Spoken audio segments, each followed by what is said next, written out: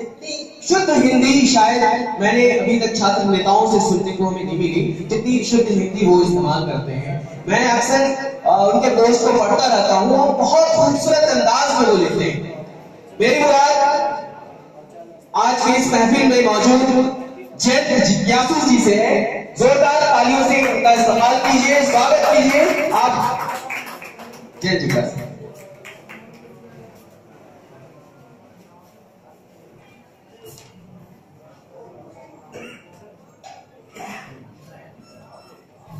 आदाब दोस्तों, आज युवा राजद के दिल्ली प्रदेश के मनोनीत अध्यक्ष भाई मीरान मेहरा जी के अभिनंदन की खातिर हम सब यहाँ मौजूद हैं और हमारी नसीबी कि बिहार प्रदेश युवा राजद के बेहद ही मकबूल और मशहूर सदर भाई कारी साहब जी भी हमारे बीच हैं। दोस्तों, राष्ट्रीय प्रवक्ता नवल किशोर जी रास्ते में वो शहर आए हैं। आज का जो यह दौर है वह सबसे अच्छा वक्त भी है और सबसे बुरा वक्त भी है, जैसा कि अभी एक साथी करके अच्छा वक्त इसलिए है कि हमारे मुल्क में जबान और वह सदाकत की जबान। बुरा वक्त इसलिए है कि मौजूदा निजाम इस कदर खतरनाक को चला है, वह हमें चुप कराने के लिए हर वो मुमकिन साजिश कर रही है जो उसके अख्तियार है। लेकिन हमारी परवरिश और सियासी परवरिश और समाजी परवरिश खौफ के साए में नहीं थी। एक वक्त था जबकि डरावने माहौल में हमारे पुरखे रहा करते थे और जिस बिहार की मिट्टी से हम आते हैं वहां पर तो मसला इस कदर था कि मेरे दादाजी की लगाई गई फसल को उन्हीं की आंखों के आगे उनके हाथ बांधकर वहां के जो सामान थे चढ़ा कर करते थे। और जैसे किसी बच्चे को उसकी माँ उसके अब्बा बड़े लाड प्यार से पाला पोसा करते हैं, वैसे ही एक किसान के लिए उसकी फसल बच्चे के जैसी होती है। वह किसानी से उतनी ही मोहब्बत करता है। और जब 90 का दौर आरंभ होता है तो 15 अगस्त 1947 से लेकर 9 मार्च 1990 तक चाहे जो भी स्थिति हो, लेकिन 10 मार्च 1990 के बाद से तस्वीर बदली। लालू प्रसाद मुख्यमंत्री हुए और उसके बाद किसी की यह हिमाकत नहीं थी कि किसी के साथ कोई जोर जबरदस्ती कर सके। और इस जुंक्शन पर जबकि लगभग 30 सालों से बिहार में पिछड़े पसमानदा की सरकार, अकलियत की सरकार एक तरह से, ये और बात है कि उसका जो आखिरी हिस्सा है उसमें नीतीश कुमार जी भाजपा के साथ मिलकर सरकार चला रहे हैं, उसका अधिकांश मतवादी एजेंडे थे। मगर एक इसकी छटपटाहट हमें आता कि किस तरह से फिर से उसी तरह के फ्यूडल एलिमेंट को सत्ता में काबिज कराया जाए। और इसकी कोशिश एकेडमिया से लेकर, जुडिशरी से लेकर, ब्यूरोक्रेसी से लेकर फोर्थ स्टेट तक देखी जा सकती है। और अभी जो हमारे मोहतरम नेता इस तंत्र की तमाम तरह की विक्रमों का शिकार होकर बहुत सारी गंभीर बीमारियों से जूझते हुए जेल में, और पूरी देश दुनिया उसको देख रही है कि किस क्रूरता के साथ उनके साथ सिस्टम ऑपरेट कर रहा है। आज तक आजाद हिंदुस्तान में ऐसा नहीं हुआ कि जो सबसे ऊपरी अदालत है, सर्वोच्च न्यायालय, उसके 4 जज बाहर आकर प्रेस कॉन्फ्रेंस करने के लिए मजबूर हुए हों। इस जमहूरियत को बचाओ या खतरे में। जहां जस्टिस गोया की हत्या हो जाती है और उसी का मासूम बेटा आकर मीडिया के आगे बहुत कातर स्वर में कहता है कि नहीं, उनकी नैसर्गिक मौत हुई। जज टहलने के लिए बाहर नहीं जा रहा। खुद आडवाणी को बहुत ही डरा सहमा हुआ सा मंच पर देखा जा सकता है। आखिर वह कौन अदृश्य ताकत है जो इस तरह से टॉर्चर कर रही हो? लालू प्रसाद ने एक बार कहा था कि मैं घुटने टेक मुख्यमंत्री नहीं, मैं सीना तान मुख्यमंत्री। और आज हम सबका इकबाल अगर बुलंद है, हम सबका माथा अगर ऊंचा है, तो निश्चित रूप से उस एक शख्सियत को इस बात का प्रेम जाता है। पीठ के पीछे लोग छुरा फोड़ने का काम करते हैं। उन्होंने हमेशा हेड ऑन लिया, सीधी टक्कर दी, और वही वो भुगत है। नोटबंदी के दौरान नितिन गडकरी की बेटी की शाही अंदाज में शादी होती। एक साधारण ब्यूरोक्रेट, सीबीआई का असिस्टेंट डायरेक्टर राकेश अस्थाना, उनकी बेटी की जब शादी होती है तो फिर 175 रुपए के दर से महंगे होटल बुक किए जाते हैं। आखिर इस तरह से कैसे मेहरबान हो रहा है? क्या इस देश में दो तरह का कानून है? क्या आइन इस बात की गवाही देता है कि सत्ता को इस तरह से पेश आना चाहिए? आप पुराने इंटरव्यूज वगैरह अगर देखें तो वो यूपीए का समय था और लालू प्रसाद जी कहिए जनाब करके एक साक्षात्कार हुआ करता है। एक किताब लिखा है आई एम चोर, स्वाति चतुर्वेदी में, वही ले रही है। और उसमें उन्होंने कहा कि बेटी को मैं विदा कर रहा होता हूं और उधर से इनकम टैक्स का नोटिस आ जाता है, हाथ में थमा दिया जाता है। इस देश में दो तरह का कानून चल रहा है। आखिर हमने क्या किया है, क्या गुनाह है? और 2010 में सुप्रीम कोर्ट में जो डिस्प्रोपोर्शनेट एसेट केस था, उसमें लालू प्रसाद जीत कर गए। और जो अपील में गए लोग, सरकार, वो सबूत नहीं जुटा पाए। जो 70 से फर्दर स्कैम चला आ रहा था, उसमें जांच के आदेश लालू प्रसाद जी ने दिए। उसमें जगन्नाथ मिश्रा से लेकर उनके पूर्ववर्ती जितने वजीर आला थे, सब उसमें शुमार थे। कोई उसको रोक नहीं पा रहे थे। क्या आज उसी तरह की जांच के आदेश मौजूदा वजीर आजम राफेल डील में दे सकते हैं? नहीं दे। बोफोर्स के इशू पर सरकार चली गई राजीव गांधी, उससे बड़ा मैंडेट इस देश में किसी को नहीं मिला। 403 या 6 क्रॉस चेक कर लीजिएगा, उसके आसपास उनको सीटें इस देश के आम आवाम ने दिया था, लेकिन उस हुकूमत को भी जाना पड़ा। और ये समझते हैं कि ये बोल रहे थे कि 50 साल तक हम शासन करेंगे, और 5 राज्यों में जो नतीजे आए, जिसका हम सबको बेसब्री से इंतजार था, उसके बाद इनकी भाषा बदल गई। कल का इंटरव्यू आप देखेंगे तो वो एक तरह से एक ग्रेसफुल विदाई की जा सके, उसकी तर्जुमानी है। इतने डिफेंसिव वो कभी नहीं है। एक शेर है कि आदमी को चाहिए कि वक्त से डरकर रहे, कौन जाने किस घड़ी वक्त का बदले जाए। इसलिए कोई यहाँ नहीं आने आया। और सच पूछिए तो यह जो मेन स्ट्रीम मीडिया आप कहते हैं, मैं बारहा इस बात को बोलता रहा हूं कि मनु स्ट्रीम मीडिया है, यह ब्रह्म मीडिया है। और जो न्यायपालिका जिसको हम आप बोल रहे हैं, वो ब्रह्म पालिका है, वहां मनवाज का तंत्र काम करता है। तो जिस लालू प्रसाद को इस मनुवादी मीडिया ने चारा चोर के रूप में बदनाम किया, उसको मैं उसी लालू प्रसाद को साथ साथ यूनिवर्सिटी कायम करने वाले वजीर आला और पार्टी के सदस्य के रूप में जानता मानता सराहता रहा। लेकिन टेलीविजन के स्क्रीन पर यह जानकारी आपको कभी तैरती हुई नजर नहीं आएगी।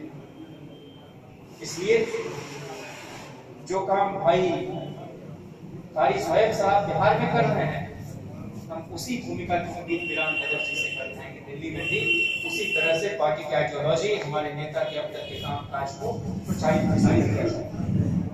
अब आपके हाथ में एक बड़ी ताकत है सोशल मीडिया की। हालांकि इसके अपने खतरे हैं, उसका दुरुपयोग करते हैं, हम सब उसका जुडिशियस इस्तेमाल नहीं कर पाते, बहुत सारा वक्त उसमें चला जाता है। लेकिन कोई 1-2 घंटे का टाइम आप तय कर लें और उसमें निश्चित रूप से उत्तर प्रदेश की सरकार चली गई कि 56 डीएम वहां एक ही जाति के हैं। और मैं उस पत्रकार को पूछ रहा हूं कि कहां और भाई हमको दिखा बोला, तो आपके खिलाफ तमाम तरह का प्रोपेगेंडा किया जाएगा। जो पिछली विधानसभा थी बिहार की, उसमें 19 मुस्लिम एमएलए थे अगर मैं दुरुस्त हूं तो, और इस बार की जो विधानसभा है उसमें 24 और 16 को टिकट राष्ट्रीय जनता दल ने दिया, उसमें 12 जीते और अभी वह संख्या 13 है, क्योंकि जो सरफराज आलम जी वहां जीतकर लोकसभा पहुंचे हैं, तो शाहनवाज आलम जी वहां पर नुमाइंदगी कर रहे हैं। 10 महिलाओं को टिकट दिया और 10 में से 10 खवातीन जीतकर हाउस पहुंची है बिहार। जो 5 राज्यसभा के मेंबर्स हैं उसमें आप सोशल डाइवर्सिटी देख सकते हैं। आपको उसमें सिंधी राम जेठमलानी से लेकर अशफाक करीम जी से लेकर प्रोफेसर मनोज झा जी से लेकर प्रेमचंद गुप्ता वैश्य समाज से, और तब एक महिला मीसा भारती जी। लेकिन इल्जाम ये आता है कि ये एमवाई की सरकार चला रहे थे लालू प्रसाद 15 साल से।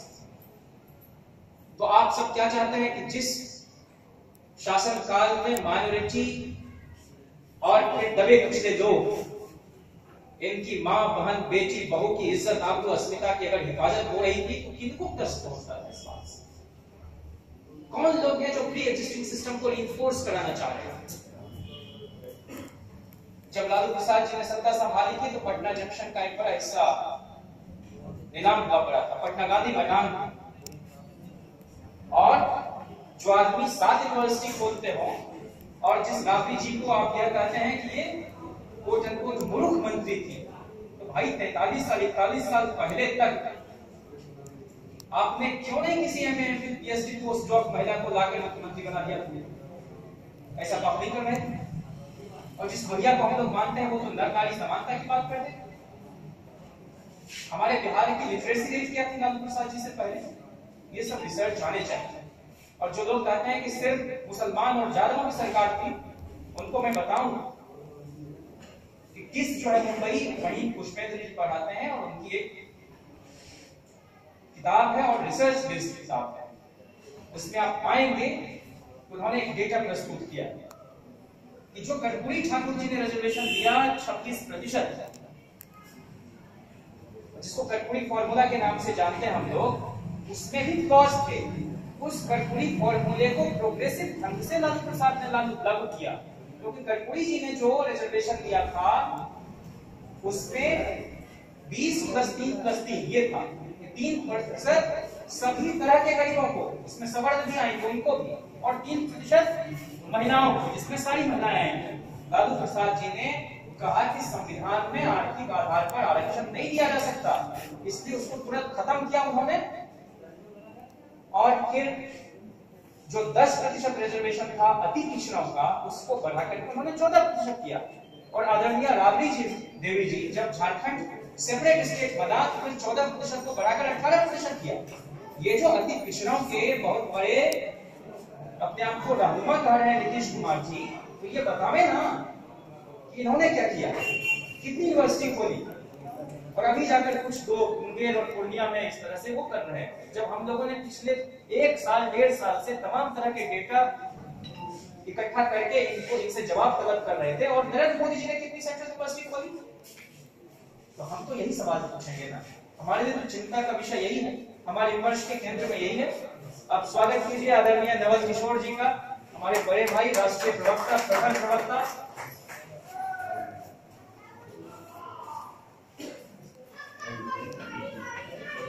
और आज जो दिल्ली में हम सब लोग यह परिवर्तन देख रहे हैं, उसका सूत्रपात करने वालों में से एक रहे हैं नवल किशोर जी। लोगों ने कहा कि भाई नवल जी को क्या सूझी है कि ये छात्र राजद खड़ा करके चुनाव लड़वा रहे हैं, ऐसे में देवी जी को जितवाने का काम कर रहे हैं, तो पता नहीं नवल जी किस एजेंडे पर काम कर रहे हैं। ये सारे क्रिटिसिज्म हम लोगों को झेलने पड़ रहे थे जेडीयू के जो चुनाव थे उसके दौरान। लेकिन बहुत दूरदृष्टि के साथ 7 बार 16 दिन के दौरान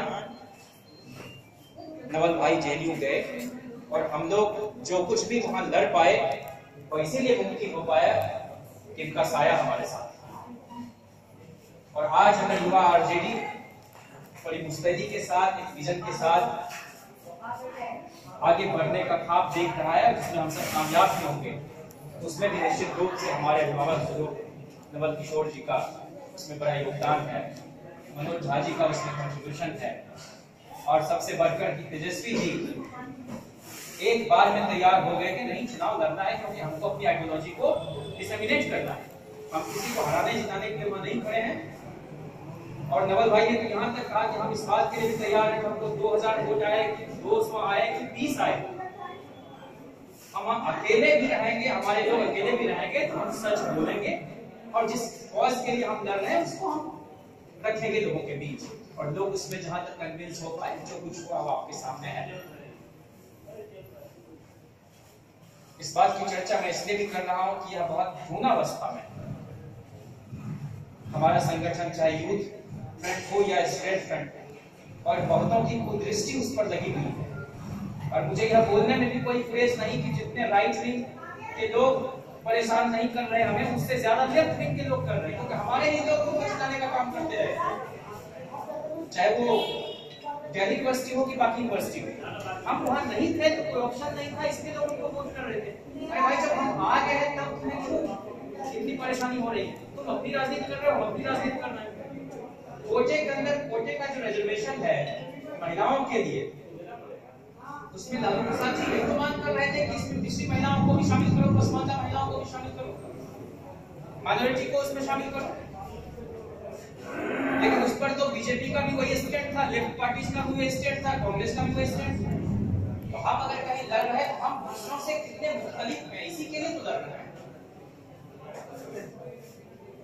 तो ये सारी चुनौतियां हैं। लालू प्रसाद जी आज इसलिए जेल में नहीं है तो उन्होंने कोई करप्शन किया, बल्कि इसलिए जेल में है कि उन्होंने आंखों में आंखें डालकर उन तमाम नफरत गर्दों को चुनौती दी। अब किसी का भी नाटक बर्दाश्त नहीं किया जाएगा, इज्जत प्रतिष्ठा के साथ हमारे लोग रहेंगे, हमारे लोग जिएंगे आपके सम्मान के साथ। और यही लड़ाई आज फिर से 30 साल पीछे हम लोगों को धकेलने की कोशिश हो रही है। तो ये तमाम चुनौतियां एक साथ हमारे बीच हैं। हमें लड़ाइयों की जरूरत नहीं है, वैचारिक रूप से हम उसको परास्त कर सके, इसकी सबसे ज्यादा जरूरत है आज के दौर में। आरएसएस किस तरह से काम कर रहा है? 1925 का संगठन, वो झूठ बोलने में नहीं थक रहे हैं, हम सच बोलने में अगर इस तरह से परेशान हो जा रहे हैं तो फिर नाटक।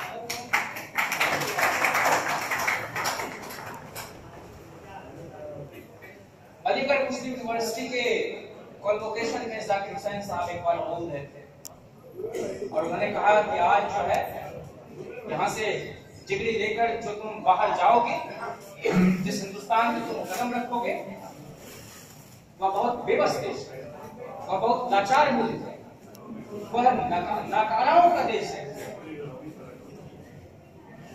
लेकिन क्या कीजिए, हमारा और आपका आज हमें सर कटाने की उतनी जरूरत नहीं है जितना 12 मासी पसीने की दरकार है। और उसी के लिए जो कारवां चल पड़ा है, लगातार कई यात्राएं बिहार में हुई है, जनादेश हनुमान यात्रा से लेकर न्याय यात्रा, और अभी फिर यूथ आरजेडी का हर ब्लॉक और जिला मुख्यालय पर प्रोटेस्ट था। सीबीआई के खिलाफ नहीं, बल्कि सीबीआई की गिरती साख को बचाने के लिए। अगर सीबीआई के डायरेक्टर आलोक वर्मा तमाम तरह की साजिशों का पर्दाफाश कर रहे हैं कि पीएमओ से लेकर बिहार के वजीर आला से लेकर एक केंद्रीय मंत्री से लेकर एक अधिकारी उसमें सबसे ज्यादा दिलचस्पी ले रहे थे और डिक्टेट करने की कोशिश कर रहे थे, तो यह बहुत खतरनाक संकेत और जमहूरियत की सेहत के लिए भी ठीक बात नहीं। इसलिए तमाम संवैधानिक संस्थाओं की मर्यादा बची रहे, यही लड़ाई है। और उस लड़ाई को आगे ले जाने के लिए यूथ आरजेडी दिल्ली प्रदेश ईरान भाई के नेतृत्व में और जो जामिया के लोग हैं और जामबाज, जब हर कोई चुप रहता है तो जामिया बोलता है। जो पहले लोग बोलते थे कि what Bengal thinks today India thinks tomorrow, तो ये बात सच हो कि what Jamia thinks today JNU thinks tomorrow. आप आगे बढ़ते जो भूख हड़ताल इन्होंने रास्ते की थी ईरान में, वो आज न कल उसमें आप हम सब कामयाब होंगे और यह स्टूडेंट्स यूनियन कायम होगा।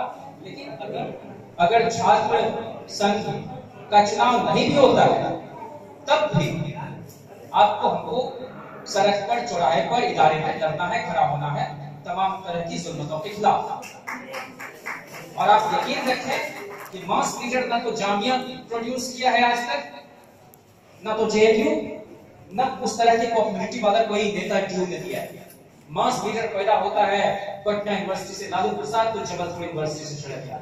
इसलिए छोटी छोटी यूनिवर्सिटीज के बीच भी आप जाएं, सिर्फ जामिया जेएनयू ड्यू नहीं, आपको आईपी यूनिवर्सिटी में भी जाना है, आपको अम्बेडकर यूनिवर्सिटी में भी जाना है, वहां भी संगठन खड़ा करना है। लगातार नवल भाई से संगठन बनाने के लिए संपर्क कर रहे हैं, वहां फैकल्टी ऑफ लॉ के लोग भी, यूनिवर्सिटी के लोग भी। लेकिन एक बात जो उस वक्त चुनाव के ठीक बाद नवल भाई ने हमें समझाने की कोशिश की थी, उस वक्त हमें लगता था कि इतने धीमे तरीके से चलेंगे तो कैसे होगा। नवल भाई ने कहा कि थोड़ा सब्र रख के पहले यह परख लेना चाहिए कि आदमी टिकाऊ बा कि बिकाऊ बा। कुछ लोग आपसे कुछ वेस्टेड इंटरेस्ट के लिए जुड़ रहे हैं। आरजेडी आपको हमको कुछ नहीं देने जा रहा, हम आप आरजेडी को पकड़े हुए हैं, इसलिए कि उसका एक स्टैंड है, tried and tested secular credential हमारे नेता।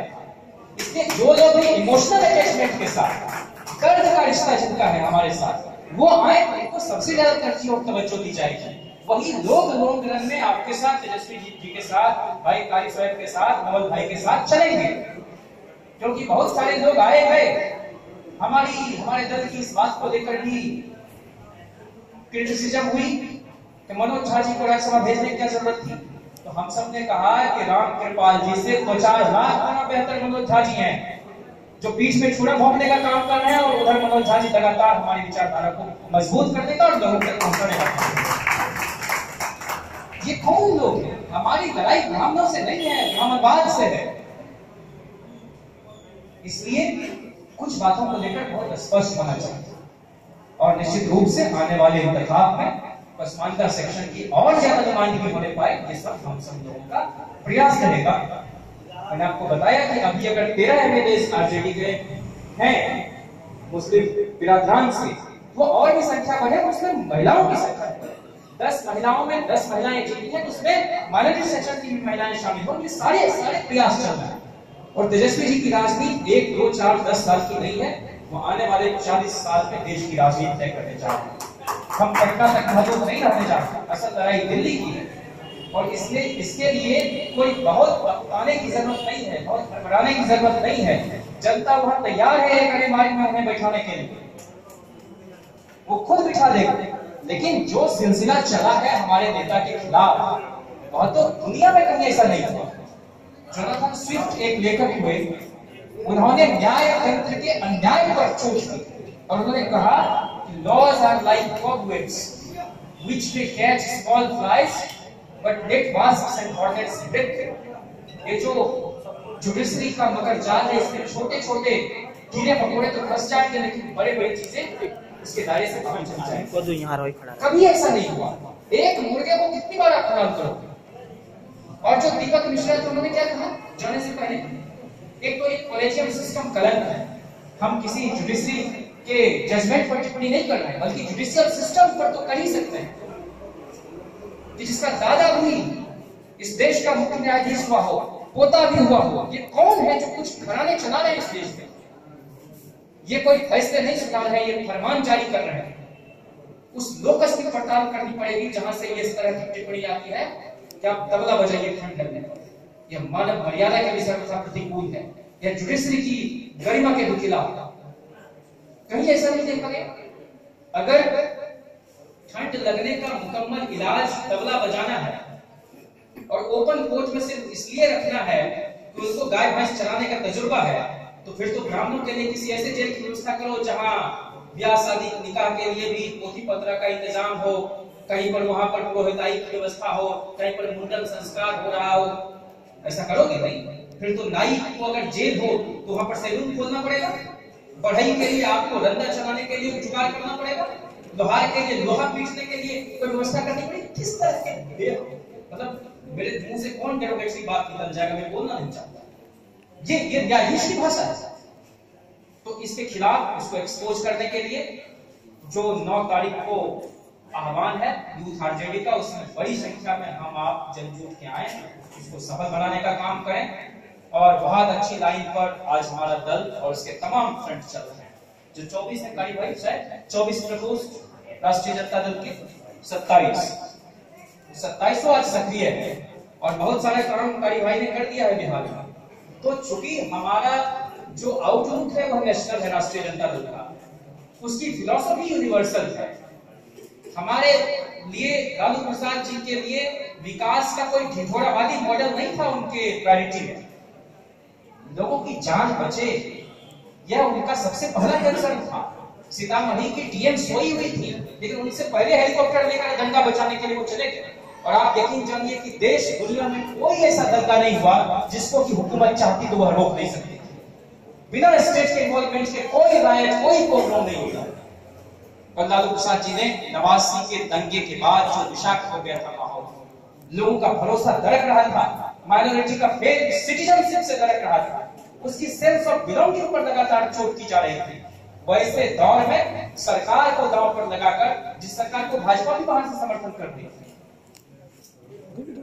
उन्होंने आडवाणी को अरेस्ट किया और ठीक जैसे ही सूचना मिलती है कि उसको अरेस्ट किया जा रहा है, समर्थन वापसी का पत्र आडवाणी लिखकर दिल्ली भेज देते हैं। ऐसे लोग बार बार पैदा नहीं हुए। कबीरा तुम पैदा हुए जग हंसा तुम रोए, ऐसी करनी कर चलो तुम हंसो जग रोए। लालू प्रसाद की अहमियत लालू प्रसाद के जाने के बाद इस देश को पता चली और यह दुर्भाग्य है इस देश का। वैसे नेता को हम नहीं पहचान पा रहे हैं। सेक्युलरिज्म के बहुत सारे लोग, बहुत सारे पार्टीज एक्सपर्ट बनती रहती हैं, लेकिन सही मायने में अगर किसी ने धर्मनिरपेक्षता को जिया है, उसको इंटरनलाइज कर दिया है, तो उस एक शख्सियत का नाम लालू प्रसाद है। मैं तो दंग रह गया जब एक फैज विदेश से पढ़कर आए हैं और आजकल कोई चैनल एक नया कुछ इनिशिएट किया है। उन्होंने कहा कि कत्लेआम चल रहा हो सड़क पर, भीड़ पागल हो चुकी हो, उन्मादी हो चुकी हो, और वैसे में भी अगर मैं फंसा पड़ा हूं तो एक आदमी कोई हमारे साथ सड़क पर उतर कर लड़ सकता है और जिसके दामन में लिपट कर हम इस बात को लेकर आश्वस्त हो सकते हैं तो हमें बचा लेगा। उस एक आदमी का नाम लालू प्रसाद है और ये जीवन भर की कमाई है उस आदमी की। मैं एक बात का जिक्र हर जगह करता हूँ। पिछले 1 साल से मैं रूस गया हुआ था। पिछले साल वहां 186 देश के लोग आए थे, world festival of youth and students, और खुशी की बात है कि उसमें आरजेडी भी शामिल है और हमारे लोग नहीं जा पा रहे। उसमें भी नेशनल प्रिपरेटरी कमेटी में ऑलरेडी आरजेडी कमेटी बता रहे थे। तो आने वाले जो यूथ फेस्टिवल होंगे उसमें हमारे लोग जाएंगे, इसकी कोशिश रहेगी। वहां पर पाकिस्तान के सिंध सूबे में पैदा हुए 2 आदमी मुझे फूड कोर्ट में मिल गए खाने की जगह, और जैसे उनको बातचीत के दौरान पता चला कि मैं बिहार से हूँ, पहला जो सवाल उन्होंने किया, आप हैरान हैं, अरे भाई आप बिहार से हैं, लालू जी का क्या हाल है, सुना है कि आपके यहाँ का निजाम उनको बड़ा टॉर्चर कर रहा है। तो मैंने कहा आपको कैसे पता लालू जी के बारे में? तो उन्होंने कहा ऐसा है कि लालू प्रसाद जी सिर्फ आपके यहाँ ही लोकप्रिय नहीं है, वो पाकिस्तान में भी उतने ही मशहूर हैं। तो मैंने उनसे कहा कि लेकिन आपको मालूम है, उन्होंने जहाँ जिस सिंध से आप आते हैं उसी सिंध में पैदा हुए आडवाणी को उन्होंने अरेस्ट किया समस्तीपुर में, जहाँ से कालीश्वर भाई आते हैं। तो उन्होंने कहा कि ऐसे लोग, तो मैंने कहा एक सिंधी होने के नाते आपको बुरा नहीं लगा जरा सा? उन्होंने कहा ऐसे लोग चाहे सिंध में पैदा हुए हों, कराची में, लाहौर में, पेशावर में, इस्लामाबाद में, ऐसे लोग किसी के नहीं होते। आडवाणी जैसे लोग आग लगाने का काम करते हैं और लालू प्रसाद जैसे लोग आग बुझाने का काम करते हैं, इसीलिए उनके लिए हमारे दिल में इज्जत बढ़ता है। तो ये लड़ाई लड़ी है शुरू से। तो हमारे आपके एजेंडे में यह बिल्कुल शामिल होना चाहिए कि हम आने वाली नस्लों के लिए कुछ चिंता कर सकें। तो उस दौर में जो लड़ाई लालू प्रसाद ने लड़ी, आज वह लड़ाई आसान बाहर से तो दिखती है, लेकिन कहीं ज्यादा पेचीदी लड़ाई हो गई। बहुत अलग अलग तरीके के लोग आ गए। अब मैनेजमेंट के लोग बताएंगे कि वहां कौन जीतेगा कौन हारेगा। वह पीके जो कभी कांग्रेस में, कभी बीजेपी में, कभी जेडीयू में, वह पटना यूनिवर्सिटी के चुनाव को सीएम हाउस में बैठ कर डिक्टेट कर रहा है।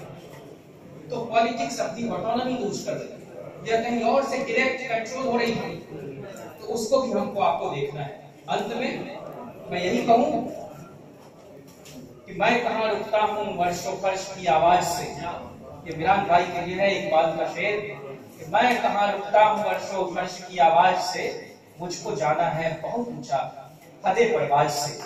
तो where angels fear to tread, वहां तक आप युवा राजद को पहुंचा पाए, हमारी बहुत सद्कामनाएं, आपको बहुत मुबारकबाद। और हम सब मिलकर इस लड़ाई को बहुत आगे ले जाएं और तेजस्वी जी के नेतृत्व में एक सेकुलर, एक पॉपुलर और एक जनहित में काम करने वाली सरकार 2020 ला सके। और उससे पहले 19 का हम इस बेशर्म और बेहया सरकार को बेदखल कर पाए। यही लालू प्रसाद जी के कंट्रीब्यूशन के प्रति हमारी ओर से कोई एक्नॉलेजमेंट हो सकता है तो हमको करना चाहिए। और मैं यही कहूं कि आज अगर मैं आपके बीच बोल पा रहा हूं तो कोई अकेले जयंत का इसमें कोई योगदान नहीं है। नवल भाई नहीं होते ना हम चुनाव लड़ पाते, न तेजस्वी जी हम पर भरोसा कर पाते। ये तो तेजस्वी जी के प्रति भी हम सब बहुत ग्रेटफुल हैं कि एक बार की मुलाकात जो नवल भाई ने कराई वो तैयार, और उनको लगा कि नहीं, जब यहाँ भी आरजेडी का एमएलए इस इलाके में भी हुआ करता था तो वह फिर से सिलसिला क्यों नहीं शुरू हुआ? मणिपुर में हमारे एमएलए होते। तो इसीलिए छात्र राष्ट्रीय जनता दल की जेडीयू इकाई का अध्यक्ष कोई बिहार का आदमी नहीं है, वो उत्तर प्रदेश के जौनपुर के क्रांतिकारी धरती से आने वाले अरविंद भाई हैं। आप इनके इस्तेमाल कराइए। आज राष्ट्रीय जनता दल और राष्ट्रीय जनता दल जिसका नाम भी राष्ट्रीय है तो एक सूबे तक क्यों मौजूद रहेगा और बिहार का लोग ही क्यों वहां को लीड करेगा? तो इसलिए जो अमित जी हैं, कुणाल भाई हैं, अरविंद भाई हैं, इन सब ने मिलकर 20-25 लोगों की जो टोली थी उस चुनाव को लड़ा और वह एक शुरुआत थी। हम उसको 20 साल के विजन के साथ काम करना चाहते हैं और हमारे इंचार्ज नवल भाई रहे हैं। इनकी अगुवाई में बाकी यूनिवर्सिटीज में भी यूनिट कायम हो सके, थोड़ी देर हो लेकिन पुख्ता तरीके से ईमानदार लोग आ सके, क्योंकि हमको डिसमेंटल करने के लिए पूरे लेफ्ट के लोग लग गए थे, लेकिन उसको भी ध्वस्त करने का काम नवल भाई जी के सहयोग स्नेह से हम लोग कर पाने में कामयाब रहे। आपको बहुत मुबारकबाद, और भी आगे आप लेकर जाएं यूथ आरजेडी को और 9 तारीख के कार्यक्रम को हम लोग व्यापक पैमाने पर सफल कर पाए, उससे भी ज्यादा बेहतर तरीके से। जो जमावड़ा मुजफ्फरपुर की बालिकाओं के साथ जो दुष्कर्म हुए थे उसमें जो जमावड़ा था उससे भारी संख्या में हम आप आ सके। आपने मुझे इतने स्नेह से सुना, इतनी मोहब्बत से सुना, इतने शब्द से सुना, आपका बहुत शुक्रिया।